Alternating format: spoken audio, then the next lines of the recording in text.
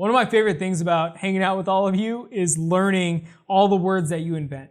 And I bet you didn't even know it, but you're giving me an education. So for example, lit, okay, when I was in high school, I meant something completely different. But the way you all use it, that's a whole new word. Vibes, banger, actually I really like that one. Boomer, I know boomer means something, but the way Andy does it, I just want to anyways, boomer. I don't know. There's a ton of words that you all use that you are creating its own meaning and definition to. Okay. And here's another one that I've heard. Okay. I've heard some of you use the word cringy, right? Like now I can't imagine my life without cringy. Like cringy works with all kinds of topics. Whether we're talking about The Bachelor, or we're eating gas station hot dogs, or we're watching like really, really awful TikTok videos. What's an example of a cringy moment you had listening to a song or watching a movie with your family? And there's another topic that could potentially feel cringy at first, although I promise that I'll make a total effort to handle it well, okay? You ready? I think you know where I'm going with this. We're actually talking about sex today. If you haven't been here the past few weeks, or you love to sleep your way through my talks, we've been discussing things like sex, virginity, porn. You're awake now, right? And while we've tried to keep it low-key and not stress anybody out, there's still something about these topics that feel a little, uncomfortable, right? Yes. But why? I think one reason is this. When it comes to sex, sometimes adults talk about it in like really intense ways, right? Like your health teacher talks about sex like you're just going to get an STD and die. Or your parents are more nervous about having the talk with you than they are about teaching you how to drive. And maybe you heard people here at church talk about sex like it's the most important thing ever. And here's what's confusing. While some adults talk about sex like it's dangerous or bad, other adults seem to think it's not really a big deal at all. Maybe you have family members who talk about sex like it's just casual. You've listened to songs where artists talk openly about it, like celebrities joke about it, and it's pretty much all over the internet. People who talk openly about it seem to be doing just fine. Here's what I'm getting at. Some people act like sex is a huge deal, and other people act like it doesn't matter at all. Some people act like having sex is catastrophic, and others act like it's completely casual. But which is it? Well, most of us don't pick catastrophic, right? Like, why is that? It's because maybe you know people who've had sex and they didn't die. It didn't ruin their life. Maybe you've had sex, you didn't die, it didn't ruin your life. And when you talk to people who've experienced something and they tell you that it's not a big deal, the most logical thing seems like to believe it's not really that big of a deal. Have you seen sex portrayed casually on TV or social media? Look at the following categories. Where do you see sex talked about as if it's no big deal, totally casual, serious, important, dangerous, scary?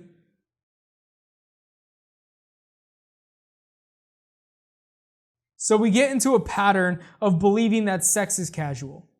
You've probably never thought about it in those exact words, but maybe you've told yourself that a hookup really isn't that big of a deal.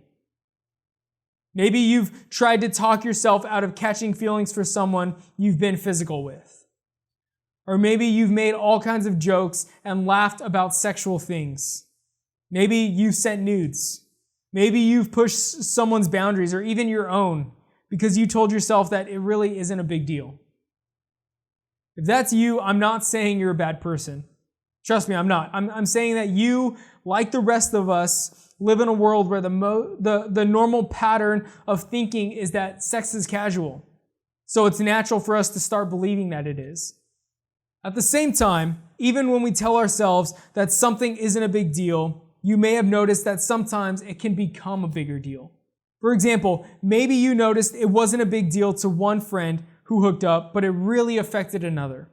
Maybe you noticed that something was said as a casual joke, but you still felt really uncomfortable. Or maybe you noticed that somebody told you to be chill about it, but it really affected you. Or maybe you noticed that porn seemed casual until you saw something that made you feel really awful. So even though sex isn't catastrophic, there are times when it doesn't seem so casual either. See, think about it this way. Sex isn't casual no matter how casually it's treated. That's why my goal here today isn't to tell you what to think. I want to help you understand how to think when you hear two competing ideas about a subject that can affect your life. You see, I talked about patterns of thinking. How would you define what a pattern of thinking is? A common pattern of thinking in our culture is that sex should be casual and you shouldn't catch feelings or get emotional about it. How would you define what casual means in regards to sex? To do that, I want to look at something the Apostle Paul said in a letter to a group of Christians in Rome. Now, here's what you need to know about Rome at the time Paul wrote this. The messages coming from Roman culture were not the same as the messages Jesus had proclaimed. So when people started to follow Jesus in the Roman Empire, there was tension between what was normal at the time and the life Jesus was inviting them to. In fact, it's possible they were feeling the same sort of things that we are, conflicting messages about God and what it means to follow Jesus. And chances are they felt some confusion over what was the real story and who they should believe. With that in mind, Paul writes this: "Do not conform to the pattern of this world, but be transformed by the renewing of your mind. Then you will be able to test and approve what God's will is, His good, pleasing, and perfect will." Read Romans 12:2 again. What would transforming the pattern mentioned in that question above look like?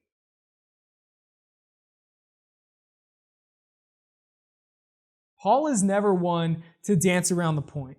He gets right to it. He's saying that there's a certain way the people around you live. There's a pattern, but that doesn't mean you should conform to it.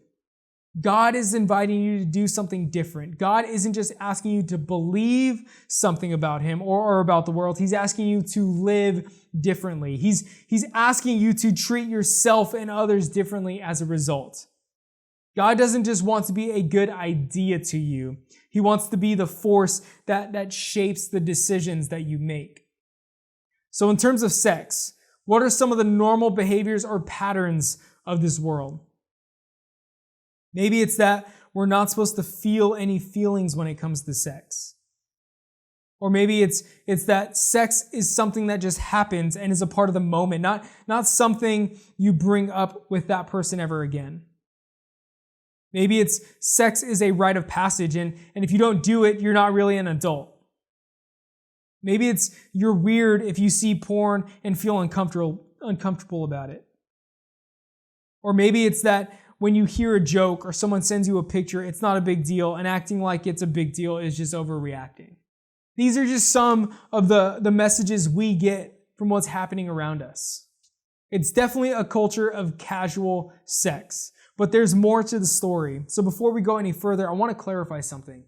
Okay? If you're getting any messages that tell you to stop feeling or tell you to stop thinking or stop caring, pay attention. If you feel like your gut feelings are an overreaction or that you're weird or naive for having feelings, take notice. If something is telling you to turn off your feelings or pretend to be okay when you're not, that's generally not a great idea. And I'm not the only one who thinks so. You see, a few verses later, Paul says this: "Love must be sincere. Hate what is evil, cling to what is good, be devoted to one another in love. Honor one another above yourselves." Read Romans 12:9-10 again. How does treating sex casual keep us from doing this? Paul obviously isn't talking about sex or dating here, but that doesn't mean his advice doesn't apply to that area of our lives. He tells us to love and care about each other sincerely. That doesn't mean to pretend like you care about someone or be fake so that you can get something from them. No, he tells the Romans and he tells us to really love others, to hate what is evil, what is wrong, what is hateful, and hang on to what is good. That's a different message than what we're hearing in a culture of casual sex. Think about it this way. If we have to talk ourselves out of feeling something, if we have to turn off our conscience in order to make that joke, watch that clip, or open that picture, then we aren't being sincere. We aren't being genuine or real. We're being fake. We're just pretending. And God has called us to something more. God is inviting all of us to be transformed into something new, something better. God is calling us to be the kind of people who understand that how we treat another human being is never casual, no matter how casually people act about it. God, who invented sex, designed it to be a good thing, to be significant, and He designed it to matter. And if you're getting messages that tell us that it doesn't matter, that it's not a big deal, or we should have less feelings about it, that doesn't line up with the heart of God. If someone sends us a picture and something in our hearts goes, I shouldn't look, that's something worth paying attention to. If we're going further in a relationship than we want to, and our hearts are getting involved more than we think is okay, we need to listen. That's an invitation for us to transform our minds, to think differently, and refuse to conform to a way of thinking just because that's how everybody else thinks. You see, in a culture of casual sex, there's more to the story. And Paul tells us to transform our minds beyond what culture tells us. But how? To start, you need to know that if you're feeling any shame over things you've done in the past, there's no judgment here. None. Every single one of us has done something we regret. We've done something we aren't proud of, or something we wish we would have thought through more than we did. No one is better than anyone else. We're all created in the image of God, and we're all called to do what Paul's suggesting, no matter what our sexual history is. We can all be transformed and begin thinking in a new way. And here's how.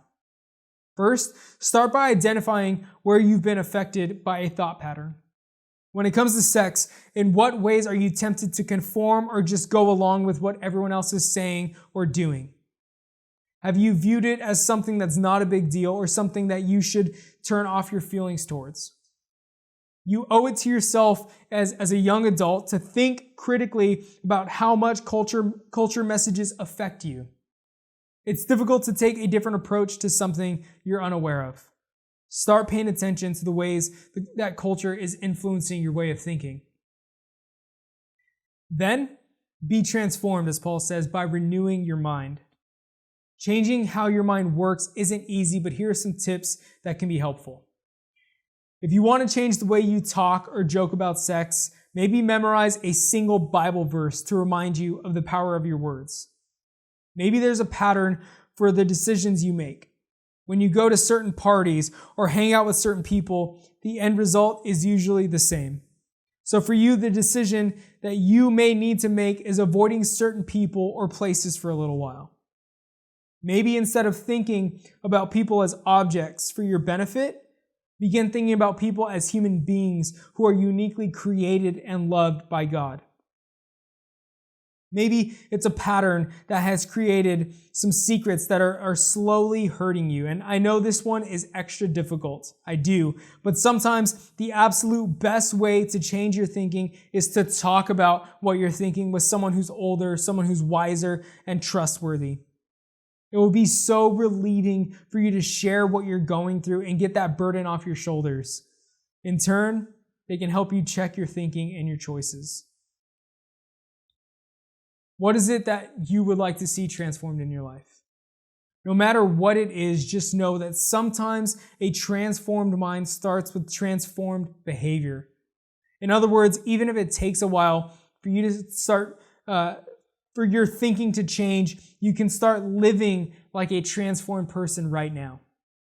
Your thinking will follow. So live like there's more to the story when it comes to sex. Live like sex isn't casual. Do you think it's possible to behave your way into a new way of thinking? What are some ways we can renew our minds? Look, I get that sex is a complicated topic. I do. There are plenty of competing messages about what's okay, what's not okay, and how you should live. That's why I think having a community group leader is such a big deal. You see, I want every person to have a trusted adult that they can talk to about anything. Someone who has your best interests in mind. It may be a little intimidating to bring things up at first, but if you have some things that you need to talk about, here's what I want you to know. They won't be surprised. They're not going to judge you. They'll help you sort out what is and what isn't a big deal. Your community group leader signed up to be here for you, no matter the conversation, this one included. They know sex isn't casual, no matter how casually it's treated, and they can help you figure out what matters for you now and in the future. Thanks for hanging out with us again. I know these conversations can be a little awkward, they can be intimidating, but I'm proud of you for sticking in there. And I hope that this group that you have is a safe place for you to share what you're feeling, what you're thinking, what you're going through. Just remember, whatever is shared in your group needs to stay in your group. If it's not your story, it's not your story to share with other people, okay? Lastly, before you go, please remember to share the good things God's doing in your life. Pray for the things that you need God to help you with, and be praying for your oikos every day. If someone in your oikos does not have a community group, invite them to yours. That would be great. That's what it takes to help bring someone to faith, is just that little invitation. So thanks for hanging out. We'll see you next week.